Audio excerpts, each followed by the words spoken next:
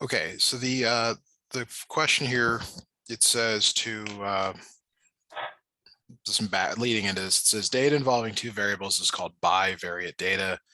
Bi meaning two. A scatter plot is the data points. It's just the data points without any lines connecting them. Okay. So like this point right here, we circle that in red, would mean like 22 degrees and I don't know, 74 cups of hot chocolate served. Okay. Got it. So notice that the data is kind of trending down and to the right. Oh, wait. This looks sort of familiar. I'm sorry. Hold on, wait. Can I? Yeah, you This can. does look familiar. This is the first thing that you sent me. The other ones are coming in here. Hold on. I may have gotten this confused because this looks too familiar. I feel like I just did this. You might have done something like this. I mean, there's a lot of similar problems here, but yeah, go ahead and take a look. Let me know.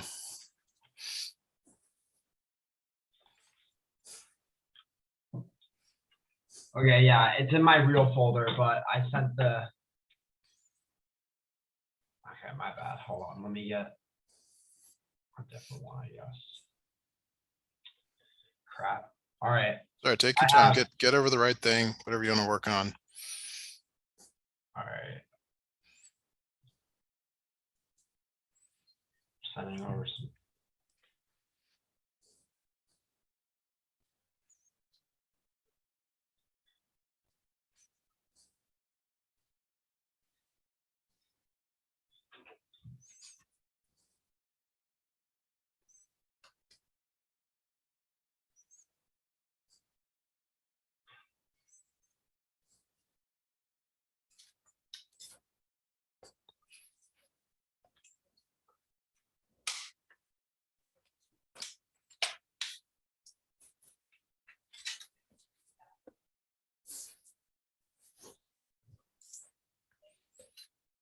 All right, so I see another picture came in.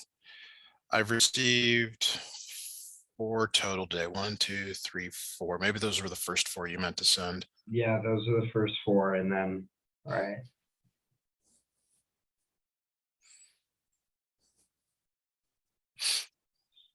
The one that we're actually doing, it says correlation and causation at the top. I'm not sure if the other one says that, but. Okay, let me see if I can find that. Just correlation and causation at the top.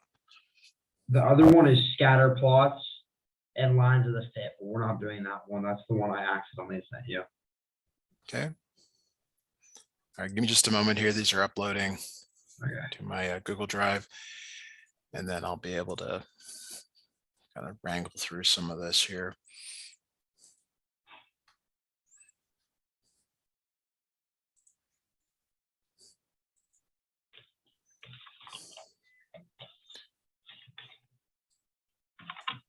All right, did you send over anything more than just the 4 pictures? Because there's another one that came in. Okay. And there's the correlation and causation. All right. That's the first one. All right, so there we go. That's a good starting point. There's 3 more, by the way. Okay. Let something load up here.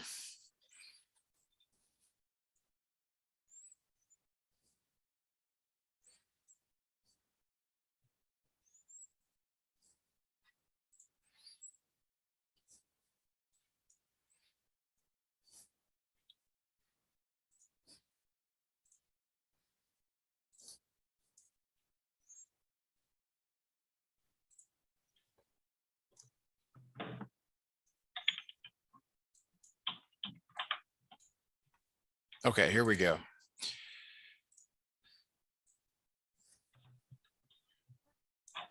All right, so I do have finally got this uploaded here. So now we can get started here. So if you want to get settled in, we'll get started here. I'm ready to go. Okay. All right, it says the main source of income in the town of Buena Vista is revenue from tourists who ski in the winter and boat in the summer. Okay. A group of business owners was trying to determine how to increase the number of summer tourists. They studied data from both seasons. All right, so before we move any further, do you actually know anywhere where this might be possible, where the climate is such that in the winter you can go skiing, but in the summer you can go boating? In the winter. Like maybe somewhere you've been where this seems possible.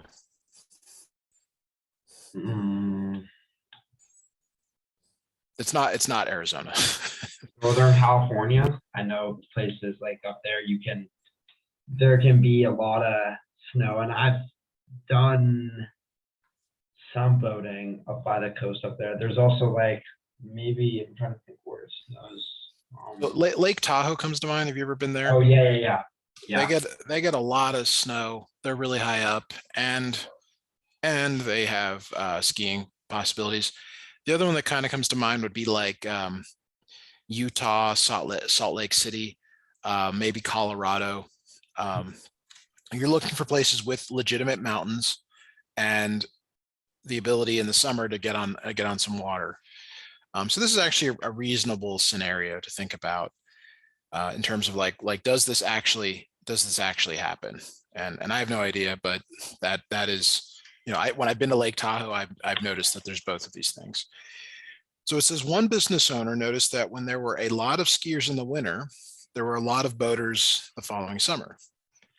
He wondered if there is a relationship between the two. How could he invest the relationship mathematically? So what were you doing before? Well, what were the other pages that you sent me that we're not looking at? What were they all about? That's the answer to this question. What were you doing on those other pages that you sent me? We were doing like it was a lot of graphing and describing which way things were moving and stuff like that. So scatter plots. Scatter plots, yeah. Okay. And then you might have been writing an equation of best fit. Yeah. Okay. And that I think is sufficient for the question. Okay. Now, a lot of times, if you're not sure what to do, you just kind of look ahead in these problems and they tell you the answer. At least in these worksheets. It doesn't really work for a test or quiz. But if you notice here, part B, what do they give you on the right? What would you call that? An increase? Yes, a scatter plot that shows an increase. Okay, so let's keep reading. The business owners asked the high school math teacher to look into the matter. Some of her students made a scatter plot. Others found that the correlation coefficient is plus 0.91. How could they interpret each in terms of the problem and explain their reasoning so that the business owners would understand? So this is like kind of a real world situation. Like, here's some data that's been plotted. What does it mean? How would you describe this to someone like your mom and dad and just say like, hey, like, how would you tell them what this indicates in terms of skiers and boaters? It shows that it's pretty steady on both sides. Okay, good. That the boaters usually get the number of skiers usually get a little more. Okay. But yeah. So they're looking for words like this, and all of that's good. This is where you need a coach to come in and kind of help here. As the number of skiers increase, basically think of like what happens as you go to the right. What happens to the number of boaters in this example? It increases as well. Well, yes, yeah. Yes. Number of boaters increase. When you're making presentations, you want to not give a very detailed plot. In fact, this might be too complicated. You might just show a line going up, and then you'd want to make the point over and over again that as the number of skiers increase, the number of boaters increase. Your baseball coach might say it this way: the more people that get on base, the more hits we get, the more runs we will score. You don't have to actually look at a graph to know that. You know that if you get more at bats, you're going to typically score more runs because people are coming around. Yeah. Things like that. That's what they're looking for here. So the answer to this is that it moves in the same direction. As one goes up, the other also goes up. Now the correlation coefficient is plus 0.91. What if anything do you know about correlation coefficients? Correlation is like how they're related. Do you know anything about the numerical? Yes, that's true. Do you know anything about the numerical values of the correlation coefficient? Like what they can range between? Not really. So they range from -1 to +1. Oh. Okay. And if they're closer to -1 or +1, this is considered strong. If they are closer to 0, it's considered weak.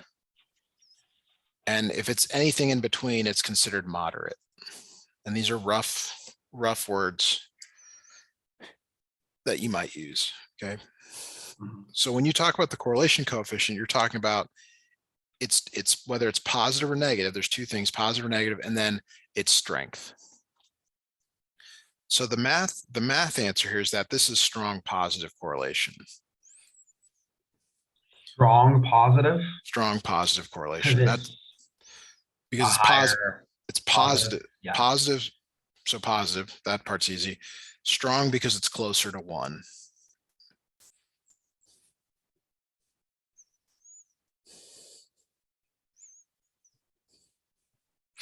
Now, what does that mean in terms of this problem? Because that's what they're really wanting to know. They want to know whether this increase is like worth relying on. Is it strong enough? And you want to say, yes, it is. You want to say something that it means that we can, there's a reasonable correlation, reasonably strong correlation between the two, between boats and skiers and boats. Got it.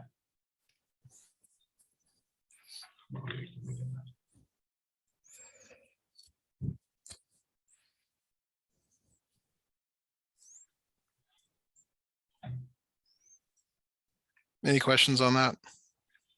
No, I got it. Okay. All right. Now the next question, it requires a little bit of a dialogue here. Actually, let me get that out for a minute. We got plenty of time here. Well, is the goal to get through all of this, or just to sort of I mean, do you have to get through all the questions today?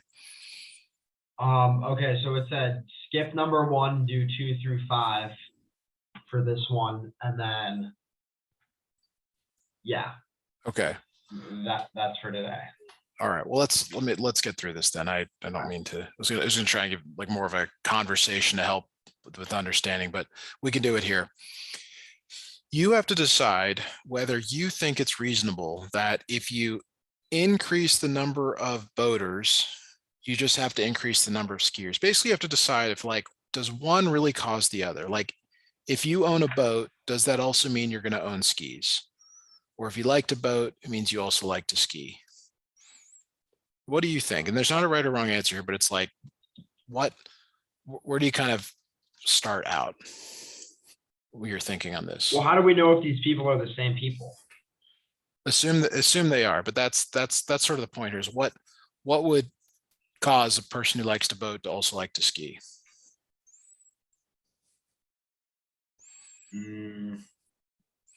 So let me ask you a related question. I remember you playing basketball earlier this year. Yeah. Why did you play basketball and now baseball? What's the common thing? It's just the two childs, or I mean, I've just always played them. You like you like sports, okay? Yeah.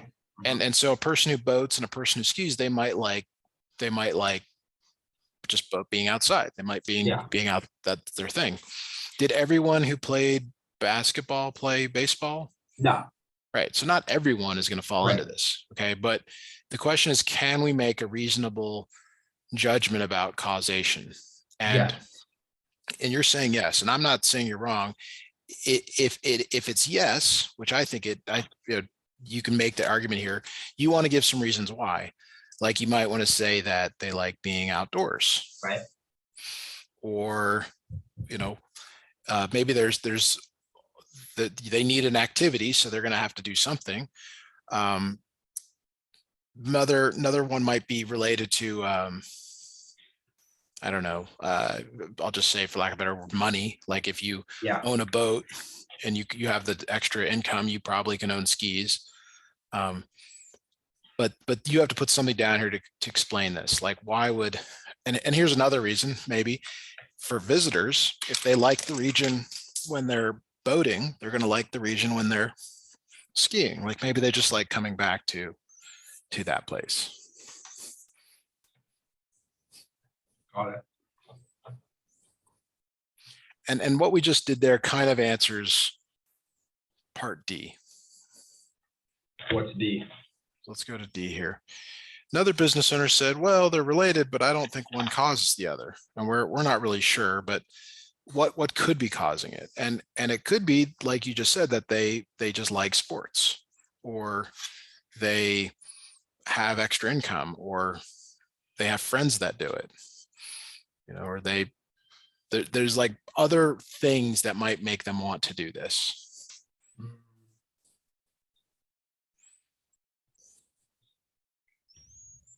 Their location. Physical location could be one. That would also be, if that's the only two options, then you're going to choose one of them.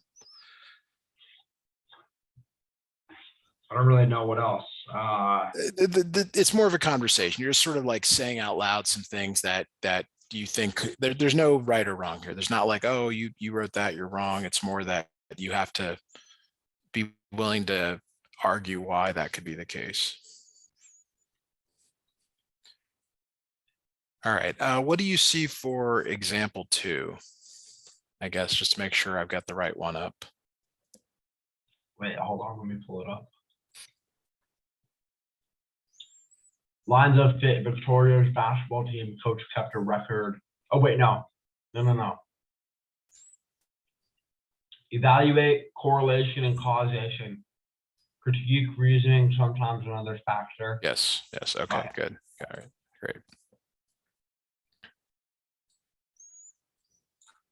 All right, so in example 2, they're kind of getting to what's called confounding variables. There's something else, in the mix. Okay. So they're trying to lead to the fact that while one may be correlated to another, there might be other reasons that these things are related. And that's kind of what they're showing here. Like, as you get more snowfall, does the number of skiers increase? Yes. It does. But then does that impact boaters? Like more snow, which is at another time of the year. I mean, there's maybe a slight increase. Not really though, not crazy. Right. But there's the question of, well, does the amount of snowfall cause an increase in the number of skiers and boaters? Well, you can reasonably say, well, yeah, it would affect skiers because they want snow, but why would it impact boaters? That's well, like you said, it really doesn't. And that's what they're looking for there in part A. They're looking for you is to make sort of a judgment on the strength of the relationship. So could I say it's not that strong? There is causation on the left, but there is not causation on the right. Okay. Because you and I believe that if there's more snow on the ground, you're going to get more people that want to come skiing.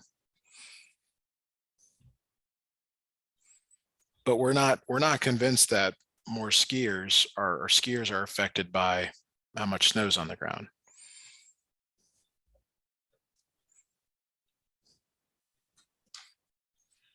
What do you think about that?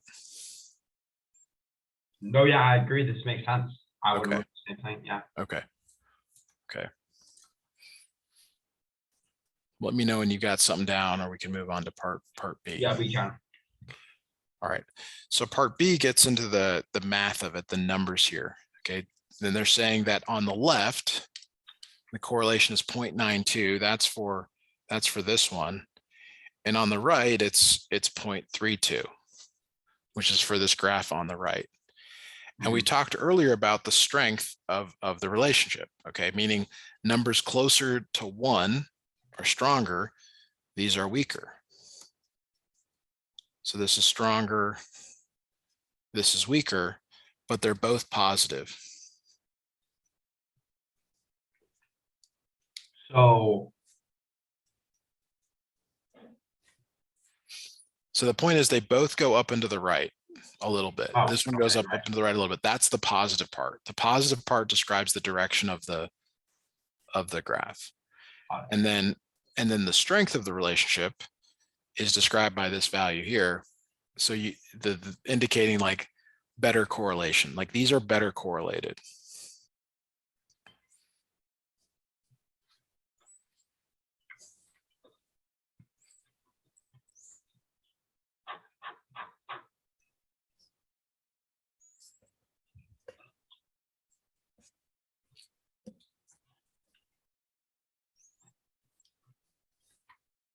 All right, I got it up. Okay. All right, so on to C here.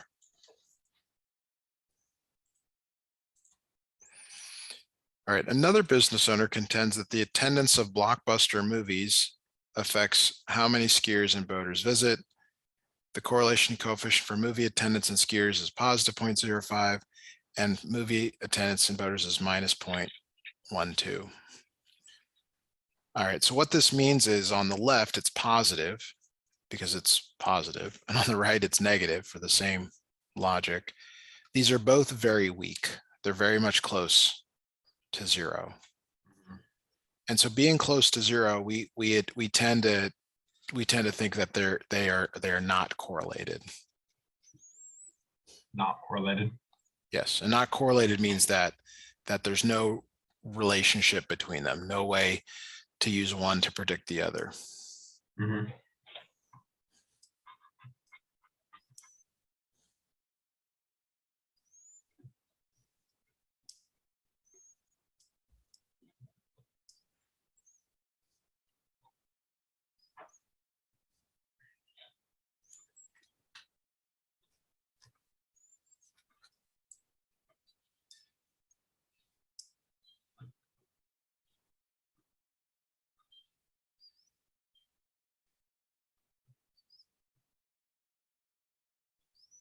Got it.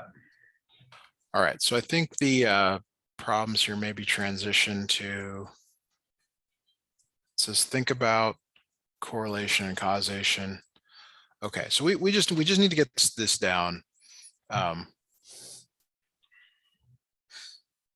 Correlation versus causation, like the overarching thing that they're trying to get you to buy into is that correlation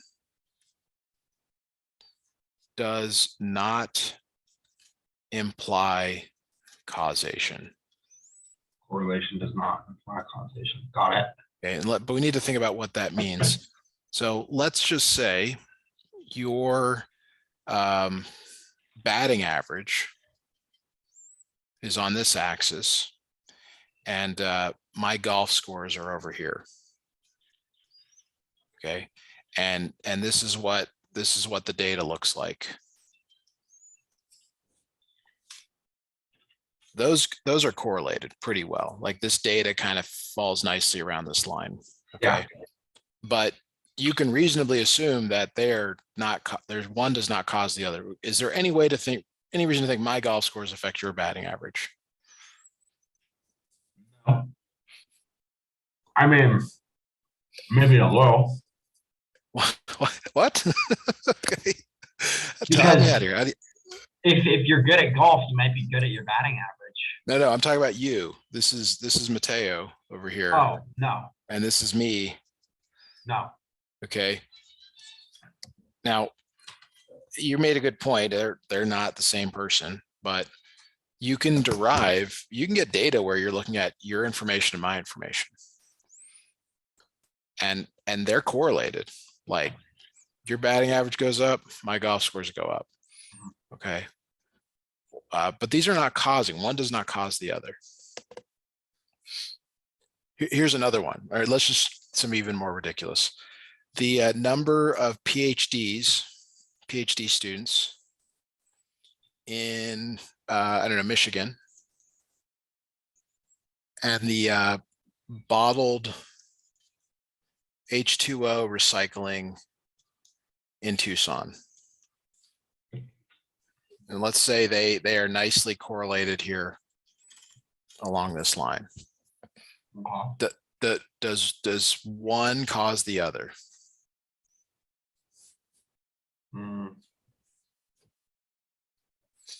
Does how much somebody recycles in Tucson affect the number of PhD students in Michigan? No. No. And that's how you have to say it out loud to yourself. Like, does this impact this? Okay. So when we're looking at these problems here, we have to think about whether one actually impacts the other. Okay. So let's go. Let's do this. Questions, thoughts? No, I'm good. I got it. Okay. All right. The principal of an elementary school noticed that there was a correlation factor 0.89 between student shoe sizes and their reading score. So here's a shoe size, and here's their reading score. Okay. And positive correlation means it's going up. It means there's like a strength relationship going up and to the right. All right. She concluded that instead of spending time and money giving reading tests, she could just use shoe size to evaluate the student's reading ability. All right. Okay. You can avoid laughing at the last part, which is kind of weird to think about. But I mean, these are sometimes decisions are made like this. These are correlated, but does shoe size really cause reading score? No. Why not? Because they have nothing to do with each other. At first glance, you would reasonably think that, right? But what do you typically notice about your shoe size compared to maybe when you were younger versus now?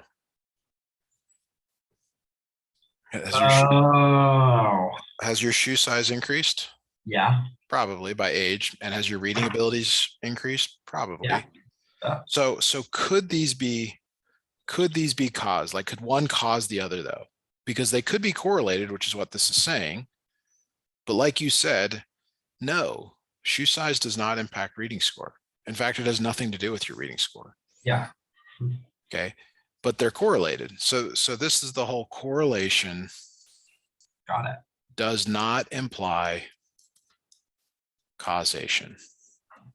And you will see this mistake made for the rest of your life. You can even ask your parents about it. They'll probably get a good laugh out of something they've seen in their work where someone said, these two things are correlated, one causes the other, and they're like, nope, that does not happen. But we always want to draw a conclusion. We want to say, like, if this, then that. Because if this were true, you would just wear the biggest reading size you could, because then your biggest shoe size you could find, and then you'd get the highest reading score. Yeah. But there's always exceptions. There's always tall people that don't play sports. This is the reality of the world we live in. Sometimes it is true, sometimes it's not. All right, part B. Yeah. Okay, the relationship of the weight of a box and the number of pencils in it is shown by the scatter plot. The equation of the line of best fit is W equals 0.3p plus 1, where W equals the weight in ounces and P equals the number of pencils. The number of pencils causes the weight, so the equation can be used to accurately predict the weight of the box for a given number of pencils. So the scenario here is that as you add pencils to the box, the weight of the box increases. Mm-hmm. Is that a reasonable thing? Yeah. You put more bats in your bag, it gets heavier. Right. Whatever you do, if you eat more donuts, you get fatter. Exactly. Okay. One causes the other. Like, you can actually say that like this causes that. And that's an okay thing to say, because you can reasonably say that here. You're like, yeah, this causes that. Where you run into issues is when you get into these weird scenarios where, like in the last problem, where you can almost argue it where it can be true. But you really want to look at it from a practical point of view. And this one is the correlate. These are correlated, and there's also causation. Mhm. So sometimes it's true, but not always. I see. Okay, so correlated, yes, causation. And causation, because you can actually sit here and say, yep, that's going to impact the other.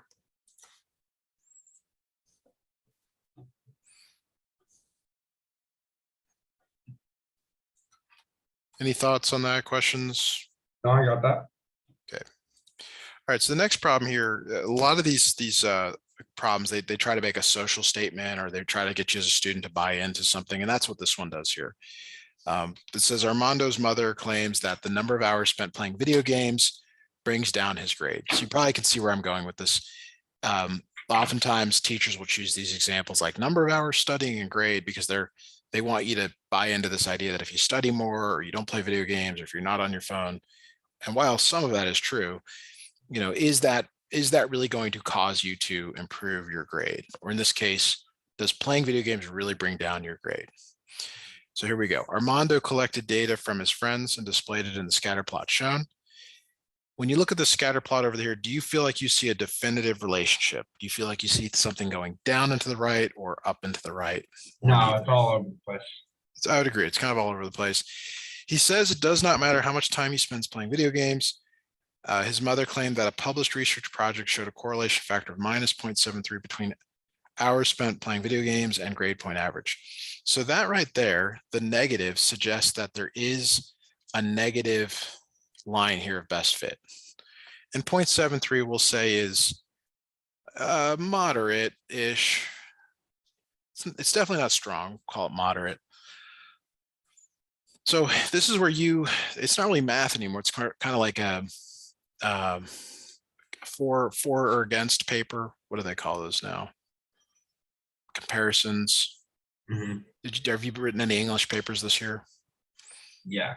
Okay, so like you have to decide whether you think these are one causes the other. Like and if you don't like hours playing video games because you don't do that, think of like hours spent on your phone. TikTok, Snapchat, Instagram, whatever you're doing, or hours playing, baseball or watching movies, whatever it is. Do you think that impacts your grades? Yeah. Okay. Do you think that's the only thing that impacts your grades? No.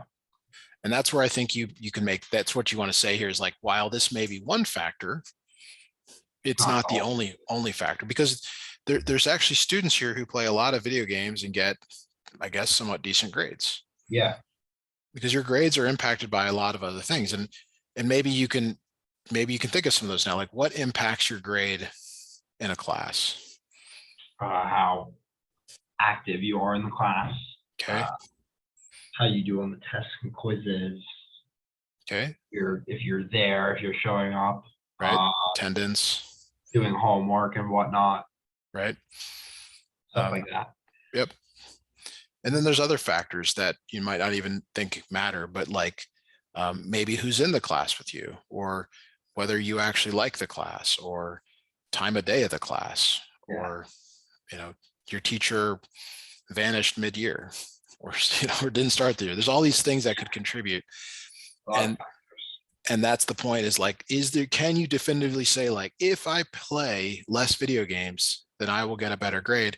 And the answer to that is no, because you may actually, instead of playing video games, you might just choose something else that takes up your time. Right. You went from playing basketball to now you're playing baseball. You're probably just as busy as you once were. Yeah. All right. So they're looking for something like that here. I'm intentionally not like writing stuff down because I don't want you to be biased by what I'm putting here. Maybe giving your own thoughts. So, this next question here really is the core of like what we've been doing tonight. Like if there's one thing that I want you to take away from this lesson, it is the answer to this question. Okay. And so maybe take a moment here or look back in your notes, see if something stands out, maybe something I've been saying over and over again. In general, why can't you use the correlation to prove the causation? Yes. Or maybe a more general statement about correlation and causation. What is the more general? There's not enough to persuade one side to like to prove really what it is, because there's too many points everywhere. Okay, so correlation does not imply causation. That's your teacher wants to read that on a test or a quiz.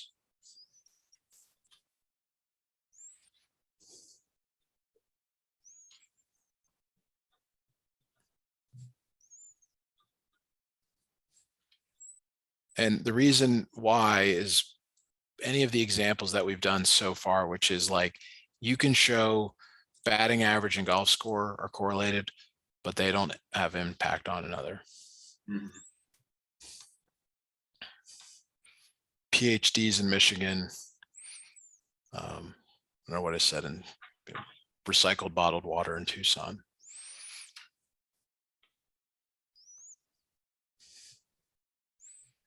Gotcha. Okay. All right, part E.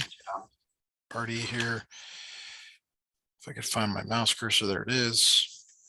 All right, what would be true of the scatter plot if the two factors are perfectly correlated? So there's two possibilities here. There's positive correlation and negative correlation.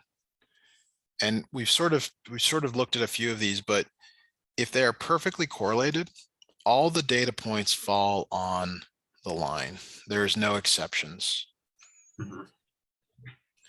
So for positive and for negative So- correlation, Everything hits the line. always on the line, no exceptions, perfectly on the line.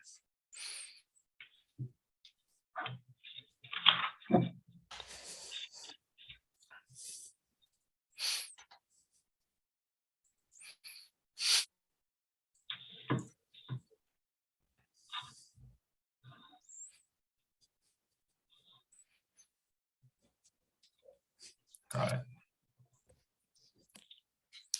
All right, so the next page here looks like a study compared the monthly average amount spent on swimsuits and air conditioning. Does that look Yeah. right to you? Yeah. Okay. This is what I was referring to, like your parents, you know, I've been in situations where people throw something up and they say, we need to spend less on swimming suits because we're going to spend less on air conditioning. And you know, people with, you know, maybe with some common sense here say, well, wait, does that really impact the other? Like, Yeah. But there's sometimes we feel like, like this is gonna, and you know, you play sports, you know, that goes, sometimes you feel certain things, but what does the data actually say? Right. Are you doing much analytics in your baseball right now? A little bit here and there. It's sort of like hard. There's not much technology, so Okay. you can only do so much with like the simple tricks and whatnot. But Right. But like I don't know, like a shift. I mean, do you guys yeah. always do And stuff like that because of trying to like predict where the ball is going based Yes. off past stuff and whatnot. Yeah. Yeah. Okay. And so the same is true in golf. You can actually get a ton of information, but you have to know that one actually causes the other. Otherwise, it's all garbage. And this is garbage. This is like, it doesn't matter how much you spend on swimsuits. It does not affect how much you spend on air conditioning. Okay. But we need to show, or we need to explain what is shown by the scatter plot. The scatter plot shows that as you increase the money spent on swimsuits, so you always want to use that word, increase or decrease. What happens to money spent on AC? It also increases. Money spent on air conditioning also increases.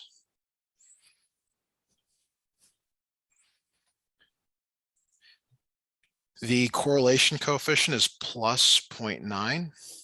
So you can say that that is strong and positive. Okay.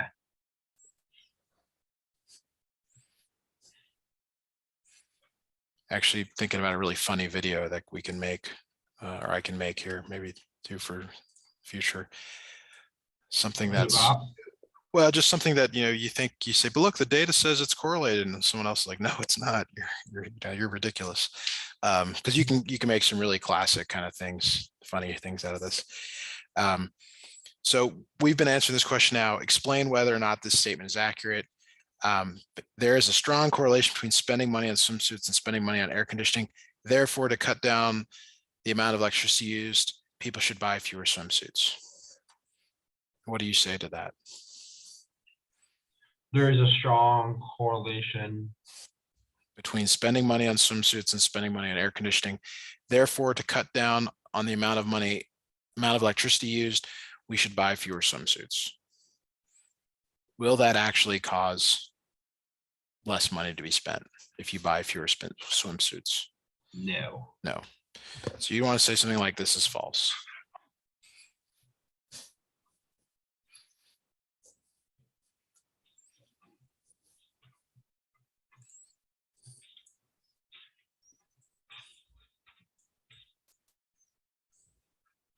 All right, number 3.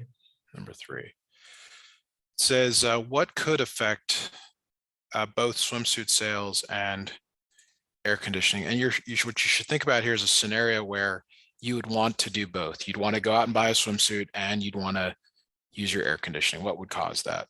A hot day. There you go. A hot day.